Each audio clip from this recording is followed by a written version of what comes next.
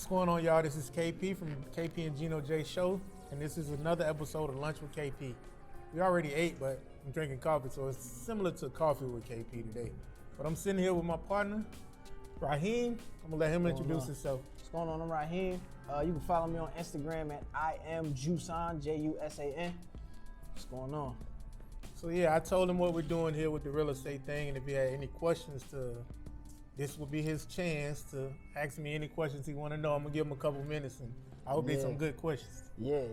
Definitely an honor to be able to sit here with somebody with this much knowledge and ask a few questions. So my first question is for, young investors trying to get into the game. How do they go about securing like finances if they don't have, the whole purchase price and renovation and all that? How can they secure finance?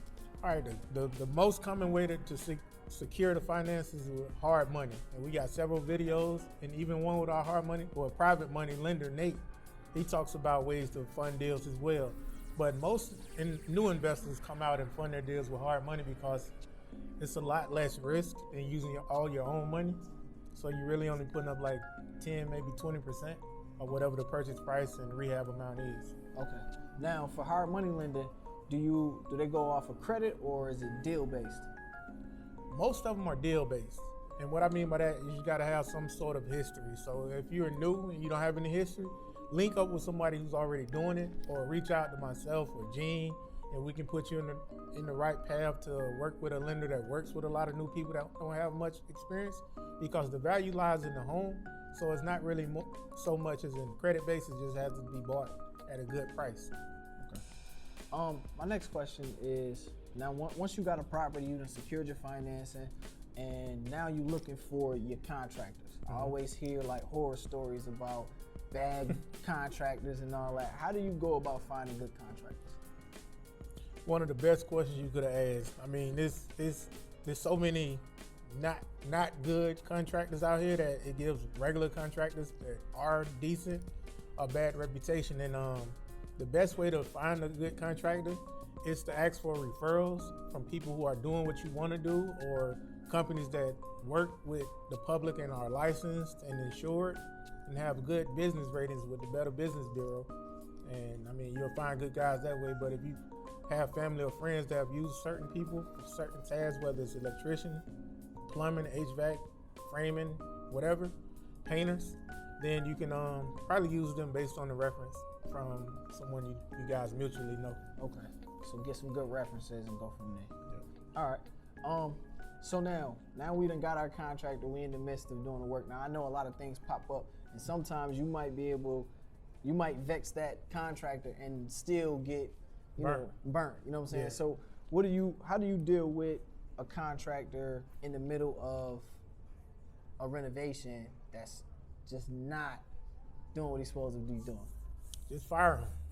Like, really, if someone is not working up to your speed or expectations, and just pull them to the side and have a conversation with them and address those issues. And if they don't address them or handle them like businessmen, then get rid of them. I mean, there's a lot of people out here that need work that can turn over a good property and product.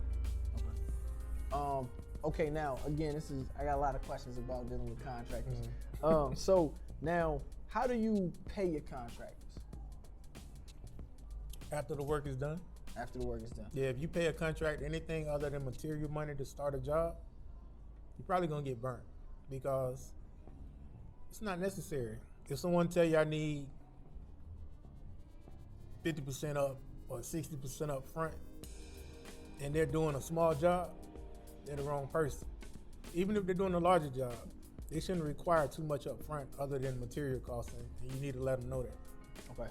Now, with the material costs, are they going out getting the quotes and then you paying them, or are you paying the suppliers? Pretty much, if it's a paint job, then you got a certain amount extra dollars for the paint material, and it's not going to be $3,000 to paint a 3,000 square foot home. As far as materials, so you might get them $1,000 for material. Okay. All right. So now we got all of that out the way. I guess I'm going back to more like financing, right? So I know you can do hard money, but don't they require like you to put some type of skin in the game? Yeah. Okay. You're going to bring the closing money for the closing, and then, like I say, 10 or 20% down. Okay. So it's going to cover that. Like most of these loans are, they finance 80 to 90%. So you're paying the balance. Okay. If the deal is a $100,000 deal, they do 75, then you know you're bringing a quarter to the table. Okay. So you do need some money to get into this game, because I see a bunch of gurus and they talk about no money, no money, no money. That's wholesaling. Okay. That's not We're talking flipping. about two different That's things. two different things. You need money to flip a house. Gotcha. Some form of money, whether it's closing costs or down payments or even any other little fees that the lender may require, but you're going to need some type of capital. I haven't seen a deal yet, and I've been doing this a minute, where you can come in with zero money down. You may be able to get your money out after the deal has funded, but before it's closed, unless you have that relationship with the lender. Okay.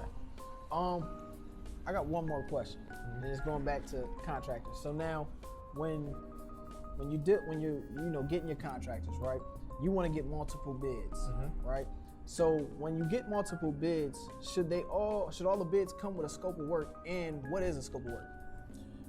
I would recommend you guys get a scope of work with all the bids, because it itemizes everything that they're charging you for. It's like a line item budget. Okay. But it just shows the scope without the numbers that a scope is like a line item without the fees on it, without the amount of money that they're charging.